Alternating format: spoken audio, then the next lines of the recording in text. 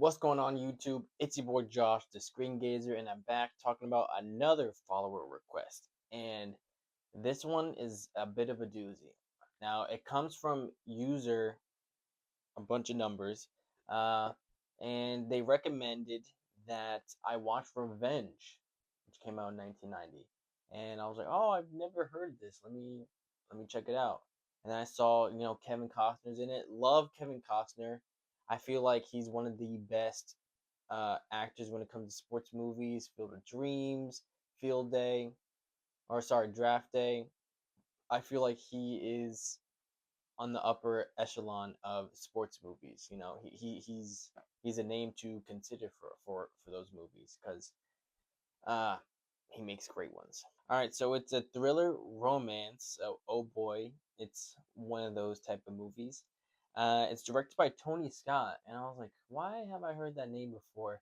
Duh, he's directed movies like Man on Fire, love that movie, Unstoppable, and Top Gun, the Top Gun. He didn't direct the second one that was directed by Joseph Kosinski, but you know, Top Gun. This was 4 years before Top Gun came out in 1986. So Revenge came out in 1990, and to be honest, there was a bit of similarities. Like it seems like Tony Scott was still craving that Air Force pilot action because literally in the first 15 minutes, it's Kevin Costner as a pilot in like flying or testing out his jet in one last like hoorah before he retires. And that's kind of what this movie is about, his retirement, which is set in Mexico.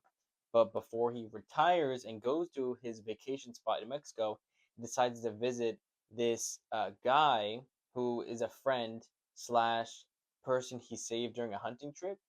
Now, they weren't very specific on like how close the relationship is. I guess it's pretty close since the actor Anthony Quinn, who has a lustrous career as well, starring as the Hunchback as of Notre Dame, and he plays this character named Tibby, and he's kind of like a Mexican mob boss, but I guess he's in a debt of gratitude towards Kevin Costner's character, which his name is Cochran. Interesting name. Yeah, boy. So he invites him to like his house, and there he falls in love with his wife, who's unhappy because she wants to have a child. But it's clear you can see how violent this character Tibby is when he accidentally chews on the gift that Cochran gave him, and he literally grabbed the dog by the head and just throws him in the pool. And even Cochran's like, "Whoa, what the fuck? What's going on here?" Whoa, whoa, whoa, whoa, whoa, whoa. Hey, hey, hey, hey, hey, hey, hey. And it's like, if he's gonna do that to his own dog, Cochran does have a dog. His name is Rocky, and because he decides to fool around with his wife, and they both lie to Tibby, saying like, "Oh, they're going to certain places." Like his wife saying, "Oh, I'm going to Miami," but she's actually going to the spot that Cochran was originally going to vacation. He shows up, Tibby shoots the dog, blows his brains out. They actually show that, but granted, it's like they probably like do a splatter like behind Rocky's head. But that like shook me. I was like, "Oh shit." And then cuts up uh Medea, who has actually played my Madeline Stove, who has been in actually a couple of films that you probably have seen, like 12 Monkeys and The It Show. Well, at least the first season. She's not going to be in the next seasons. The movie is all about, like I said, revenge, and also about forgiveness, because all of this happens to Cochrane and Medea, where Cochrane gets his face like beaten up, his hand destroyed, and like tossed on the side of the road to like die. And then Medea is turned into like a whore. Well, not really. She's put into a whorehouse and kind of drugged and then abused until, unfortunately, at the end, where Cochrane is going through like a violent rampage and gets like a little posse, and that posse is built through people that Tibby has wronged, and they go and get revenge on some of the crew that Tibby had when they raided his vacation home. She unfortunately dies due to the sickness, due to drugs and the transferring of blood, probably, and all that, and also that trauma and abuse, physically and emotionally.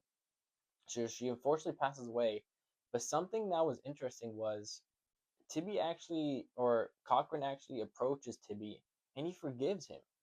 And I was surprised by that because, to be honest, all you had to do was not sleep with her, and all of this would have been avoided. You imagine having a friend invite you to your house, shower you with all these gifts and luxury and stuff like that, and then you sleep with his wife and lie because you found the love of your life, and you take her away for a couple of days to go to a vacation spot. How do you think that friend would react? Probably not peacefully. So I think Tibby Loki had the right. Also, he's a Mexican mob boss who's probably been through it. So, um, yeah, he could have just left. Granted, this movie is kind of like a depiction of what would you go through for the pursuit of love. That's really what this movie is about. But the way it was kind of done, the camera shots were suffocating. Like they cut off like it was like forehead to chin, like it was that bad, and it just felt everyone was suffocating. And I was like, golly. And then also the love kind of felt forced, like on screen. It felt like the chemistry wasn't there between Kevin Costner and Madeline Stowe.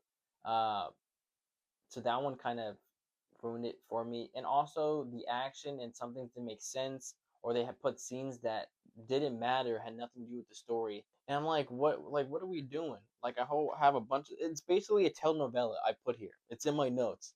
It literally plays out like any old telenovela in Mexico where this retired white guy comes, he's beautiful, sweeps away the wife of this mob boss, and then he gets, whacked or killed because of it. Granted, he doesn't get killed, but unfortunately, the wife does. I thought there were some things that were enjoyable, but overall, like it was a bit weird on how they kind of performed it when it came to the camera shots, and I didn't really feel the chemistry or didn't understand the characters' choices. Even though, yeah, hey, I love you, and I'm willing to possibly die because of my husband slash friend, but yeah, overall, it is a sad story because she does pass away, and Cochran kind of has to deal with that for the rest of his life. And I guess Tibby is fine, like goes away scot free. I mean, he is burdened by the guilt of almost killing his friend and then really killing his wife. But overall, I think the movie is an okay watch. I didn't really enjoy it too much because of the things I said. I'd probably give it like I wouldn't give it below a five. I'd probably put it on like that tier, like right close to it. I'll probably give it like a 5.3. Let me know if you've seen it. Thank you to the user for suggesting this movie. I appreciate it. I always love doing these requests, and I'll catch y'all in the next one.